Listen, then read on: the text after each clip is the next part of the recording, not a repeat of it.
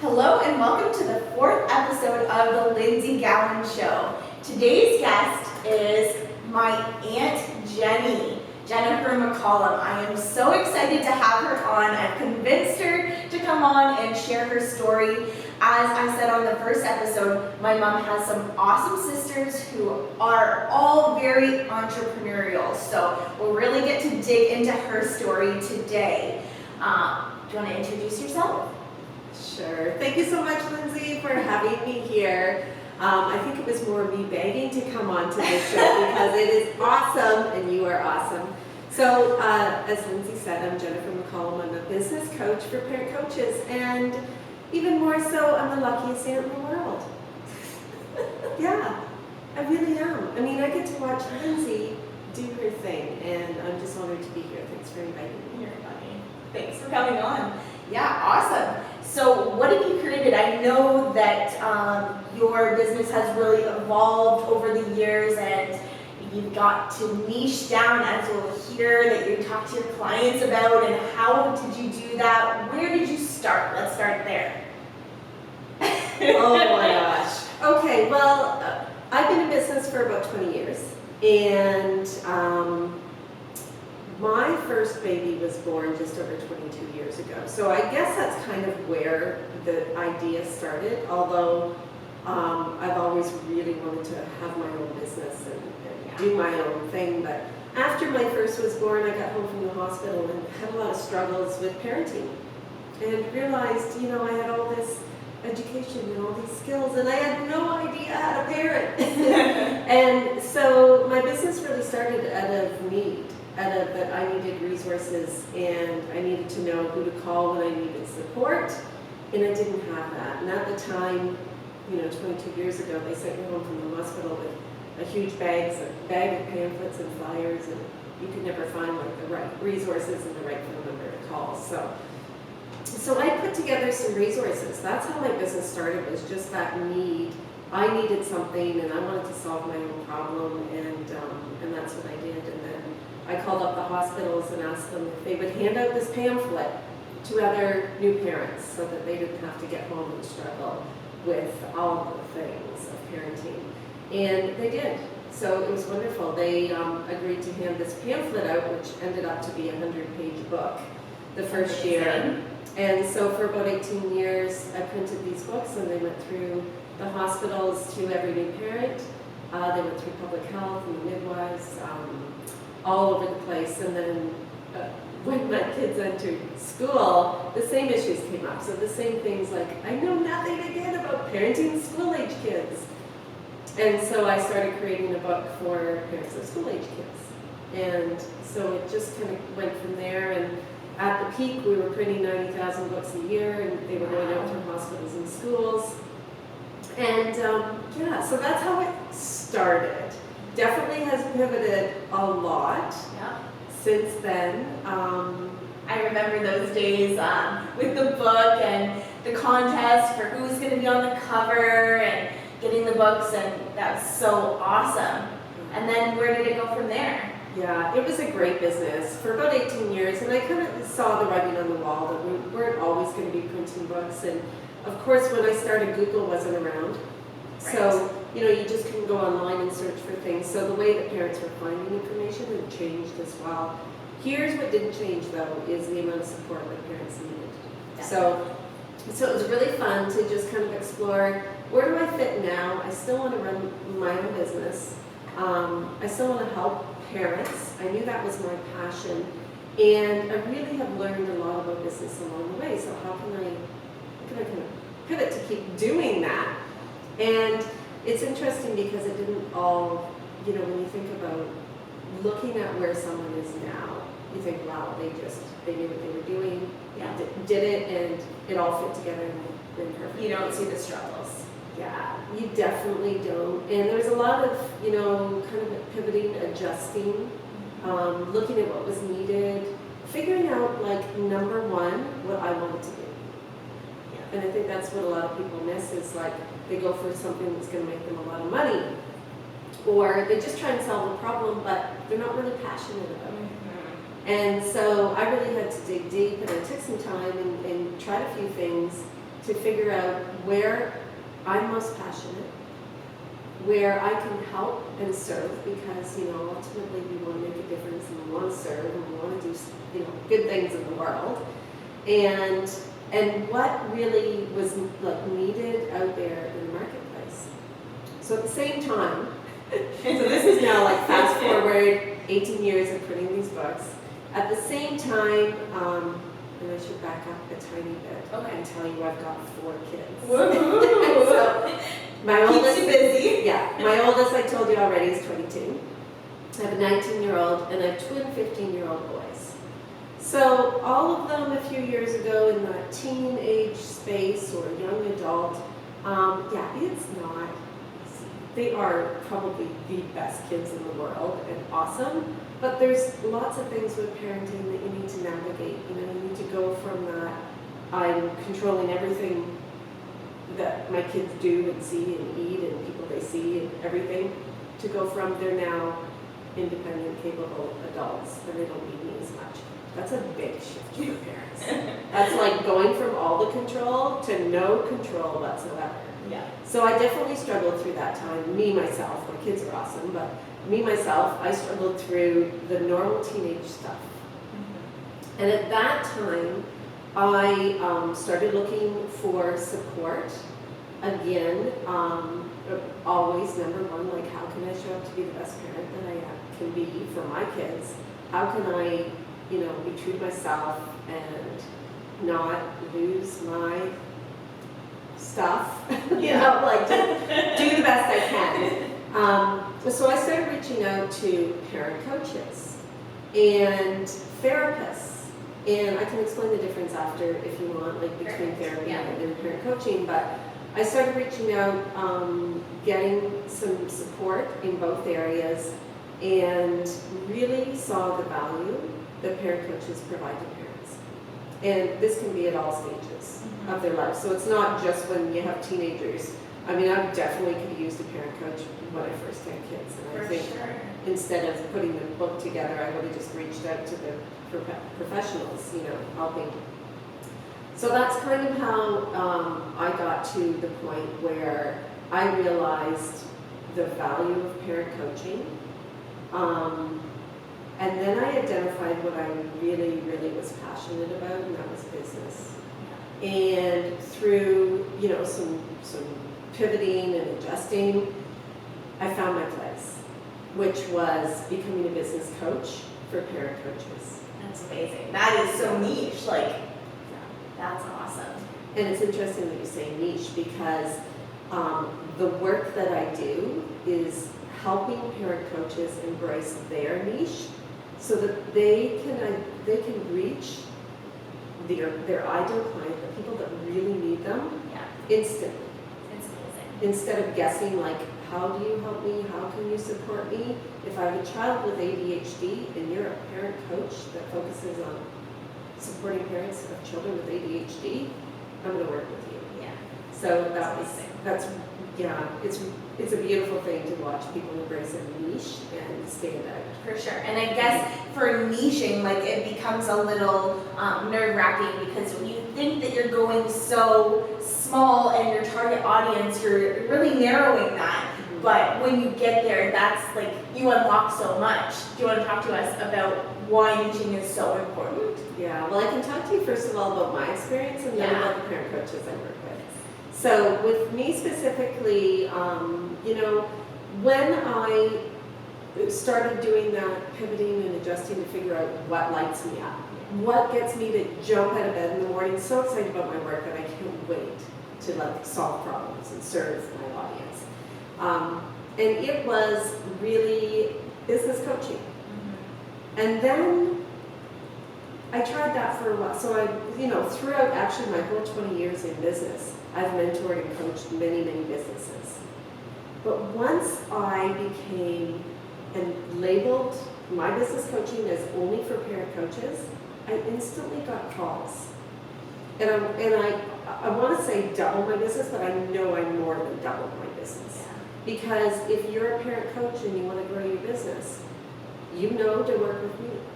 And there's not a lot of people in that industry, so. No, and there isn't. And even if there was, you know Yeah. That's great. There's a lot of parent coaches that need support. But the amount of business that I get now is incredible. I can talk to someone and they instantly, there's a lot of other things that I go through and how I can support them. But it's almost a no-brainer for them. Like, you get me, you know what I do, and you have a plan in place to support me, you're hired. And your passion for that really shines through to help them, and I think that also gets them pretty inspired as well. Yeah. That you've been in that parent coaching place, and then you can help them through that as well, because it comes from what you know, what you worked through, which is awesome. It is really cool. And now to talk to the other side of it, like the parent coaches that I work with that are embracing the niche. I just had a wonderful testimony of a woman that had not had business for years, and she hired me as her coach. And that's a big step. If you're not having, you don't have any business, it's a big step to hire a business coach. For sure. I have a business coach. I think everyone should have a business coach because it is the best step to have someone hold you accountable and know how to get you where you want to be quicker. Right? Yes, exactly. She just posted that she had her best month ever. That's amazing. Because of the coaching that we did together. It was this clarity. It was this, like, she's reaching her ideal client. It's so beautiful. I mean, that lights me up. For sure. Like, forget everything else. It's like, if I can just see people reaching their goals and doing the work they love and not having to, like, spin their wheels day and night to try and figure it out. They have a plan in place. Their marketing reaches their ideal client, and they get paid for it. Like, they go That's awesome. Yeah, another thing too, my Aunt Jenny here, she has helped me with my website, which I still need to launch, but through that, really asking me questions on how I find my client avatar. And that is so important. Like, it totally unlocked who I want to work with and has attracted those people to me. Do you want to talk a little bit about branding and finding your client avatar as well? Yeah, sure. So I think the best thing, so when you work with me and we did this with Lindsay, which is great, but there's a long process to kind of figuring out what you're passionate about, what you're skilled at, like what are some gaps in the industry, what can make you really stand out, right? What can set you apart from all the others? So in light of our short time together, I want to just give everyone a short, like, condensed version of that and 3 things to think about. Okay. So much value, here we go. Okay, so grab a pen and paper. Yes. And draw 3 circles, so kind of like a target. So inside the smallest circle in the middle is going to be your niche. And the outer is going to be your target audience. So for that larger circle, target audience, the next circle is going to be your ideal client. And in the middle is the sweet spot, is your niche. So if you're looking at, let's talk about real estate. Okay. Can we talk about what we Yeah. did with you then? For sure. So we started with Lindsay's not ideal client, target audience. Yeah. So Lindsay, tell us then your target audience. So primarily I want to work with investors because that's really what I know, and that's my passion. Like, through real estate, have totally changed my life through investing, so that is who I want to target. Awesome. Okay, so that's pretty broad, Yes. right? Yep. Target audience is who I want to work with. Like, what group of people? For the parent coaches I work with, it's like, parents of newborns. Yeah. Like, we're excited when we're talking. Yeah. You do. Okay, so then you have your target audience. Now what you want to do is you want to take that target audience, because that's really broad. Yep. And if you were to go and pay for advertising right now and all your marketing, you're going to try and reach everyone. And going back to, what you said, like, you don't want to give up some business, but actually the opposite happens when you niche down. You're that big fish in a small pond instead of the small fish in a big pond. I'm sure you've heard that before. But Okay, so the next step then, Lindsay, is we talked about your ideal client. So from that target audience, that big circle, let's take it in Yeah. and let's look at your ideal client. And with my business, I do a lot of work on getting you to define your ideal client to the T. Like, so detailed that if they're listening to podcasts, exactly what podcasts are they listening to? If they're reading books, what books are they reading? Where are they shopping? What are some of those internal, like, limiting beliefs maybe? What are they telling themselves? What are the problems that they have? Like, and listing them all and just like kind of mind map. So if you've got your paper still out, write ideal client on another piece of paper and write down everything you know about your ideal client.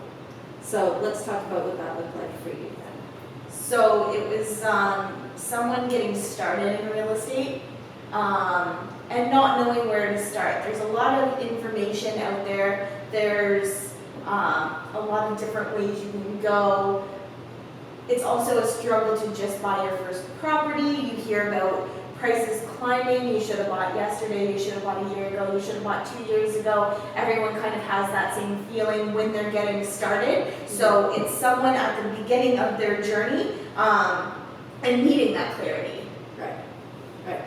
And then I think you had said, and they don't really have a lot of money. Right? Yeah. So young investors want to get started, don't know how to do it, and don't have the money. Yes. Yeah. Then with your ideal client, what I want you to do is give that person a name. So you can make up a name if you want, but what I really want everyone to do is to give that person a name, like really give that person a name, a personality, so that when you are thinking about marketing, you are always marketing to that one person. Right. And maybe that one person was you. So like think about you starting out years ago and how you now are, killing it really in the real estate investing world. So give that person a name. Let's give that person a fictitious name. Let's say Brittany. Brittany. Okay, so Brittany's your ideal client, and Brittany is a young investor, wants to get into real estate, not sure how to, and doesn't have the money. Right. Okay. Or she's had some struggles, like only approved. She's a single girl, maybe trying to get pre-approved on her own, and it's hard even if you have good income to get approved for something that you can actually afford in this market. So. That's awesome. And that speaks to the problem. So now we're getting down to the last circle, and that's your niche. Yeah. So what problem do you solve for Brittany? I think of more creative ways that you can get your first property. So maybe you didn't, like your friend is also struggling and has the same problem. Maybe you can buy a property together that you never thought and sharing the equity. And then from there, it only gets easier because once you get in, you build up some equity, then you're on to your next property, you're on to the exponential growth. So for my first condo, I bought for $104,000, sold for $186 a year later, which, like for me, I haven't ever seen that much money come into my bank account. And from there, I bought a larger property. I didn't go out and I didn't go shopping. I didn't go on a shopping spree. I did for my renovations of my property, which added value. But definitely to where they can kind of get more creative and get started. Okay, awesome. So that's perfect. So that's a big problem that you solve. So your niche is really like, what problem do I solve for my ideal client? So what problem do you solve for Brittany? Yes. And then from that, the next thing you want to do is you want to put together what I call a clarity statement. Lots of other people call it that too. So kind of that statement that as soon as they go to your website, they see exactly what problem you solve for them. Yes. You're not going to put Brittany's name in there, but you're going to say, what? Tell me what your clarity statement is now on your website. I started with $8,000 and turned it into a multi-million-dollar portfolio. Yes. Yeah. That's 4 years. That's a exclamation. And how I'm going to show you how to do it as well. Yeah. So I help first-time investors who think that they don't have the ability to purchase property, gain some clarity on how they can get their first property. Yeah. And so can you imagine now, like, that's the whole exercise. And it's not going to come to you right away. And I think, you know, I often say I get my best ideas in the shower. So go have a shower and think about it. Think about who you want to serve. Look at your niche in your shower. Okay, or go for a walk, go to the beach, go somewhere and just give yourself some space and grace and figure out like what really, because you shine in this area. This is your niche because you absolutely shine, and it's so impressive to watch you build your business, loving every second of it, and loving your clients. Like, that's the thing. You can make money doing anything, I know you can. Yeah. But when you are doing something that you're so incredibly passionate about, it like exudes out of you, like it, and I just love being around you because you remind me that passion is where you need to start, and your ideal client will find you once you're clear. So you've got your clarity statement from your niche. I should also say too, if people are listening and they've got like a product, right? Yeah. It's a little bit different, that exercise. If you're creating like a t-shirt, you kind of want to know who that is. So sometimes you can start with your target audience and you can kind of like throw things out there. What do they need? Trying to figure it out. Trying to figure out who my ideal client is. Sometimes that is where you can start when you're in a service-based industry.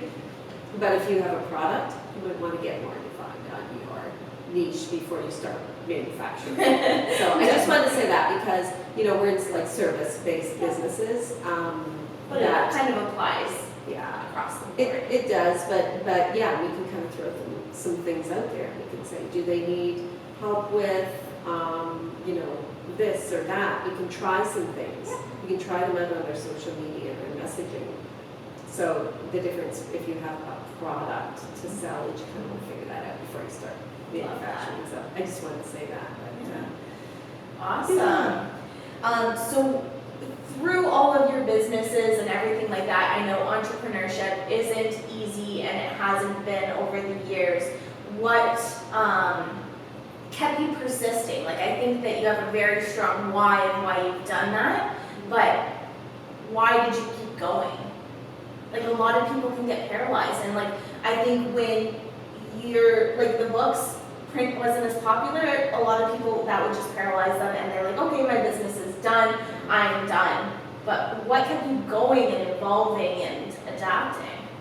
oh, that's a big. What did? It was like just being able to persevere, I guess, and figure things out and just be kind to myself. Yeah. So when one business was kind of slowing down, realizing like, hey, I have the smarts, I have the capability, and trying some things out and not putting so much pressure. You know, I see a lot of times when people go into business, they have this like desperation. Yeah. Oh, it's gotta work. Mm-hmm. It's gotta work, and if it doesn't, I'm a failure. And so the number one thing is like, get rid of the desperation and give yourself that grace, right? Go for a walk, shower, whatever it is. Give yourself time to figure out what you want. Life is short. Don't spend your time doing stuff you don't want to do and working with people that don't light you up. Like, gosh, if I could work with you every day, that would be awesome. But Same. like, surround yourself with the people that are going to keep you going. So first of all, like, not coming from a place of desperation, knowing that you're going to get there, and don't compare yourself to people that are way ahead, because there's always going to be people way ahead, but there's also people behind. For sure. You just focus on you. Surround yourself with people. So I joined a mastermind, and then we had a mastermind every week as well, and I took courses and training, and I surrounded myself with people that were in the same place of maybe we're pivoting, maybe we're starting out in a business, but we want to be inspired, we want to find inspiration, and we want to support other people. So I think in my earlier days of business, it was a lot of that competition, a lot of that, like, I'm not going to share ideas. Mm-hmm. Keep it all. Move away from that. People, Yeah. if you can move away from that, move away from it. It's all about collaboration. There is enough work in the world for everyone in every niche. Every niche. For sure. I heard a good quote. It's if there's not enough pie, we'll make some more. Yeah. So collaboration over competition every day, and I love that.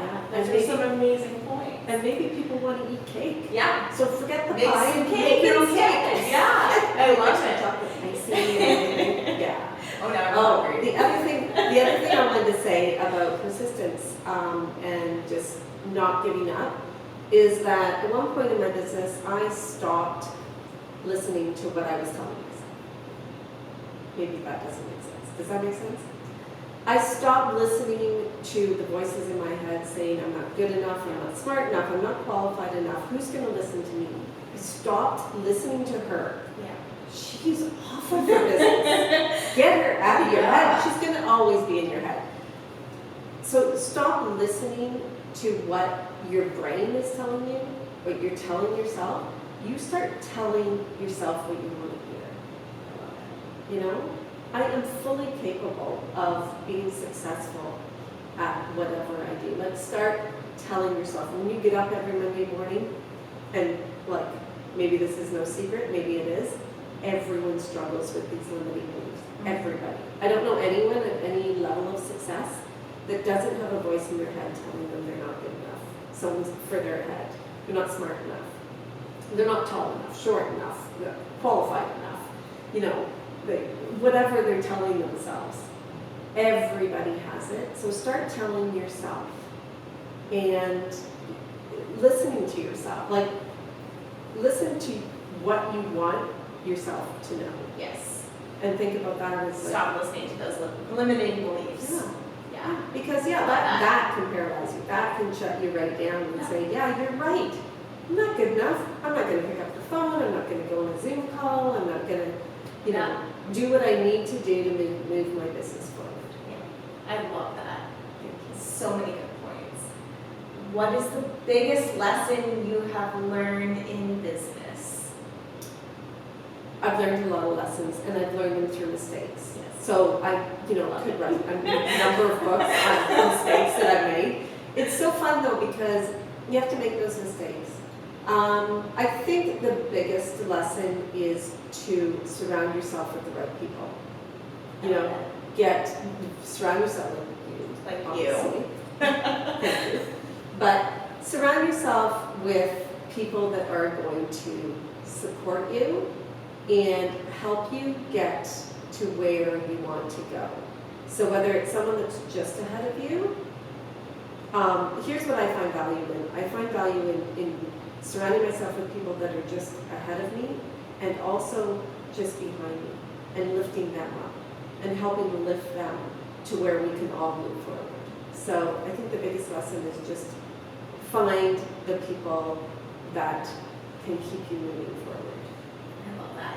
And you can tell how lucky I am to get to do these masterminds with my aunts every Thursday night, well, before COVID, but we'll get back there, and how much that has influenced me as well and into my entrepreneurship. The strong women in business, like that's who I got to surround myself with, and I attribute that a lot to my success is those strong female role models. So I am so thankful that you have come on today and shared so much knowledge. And I get to keep hearing all of it from you, but thank you for sharing with my viewers.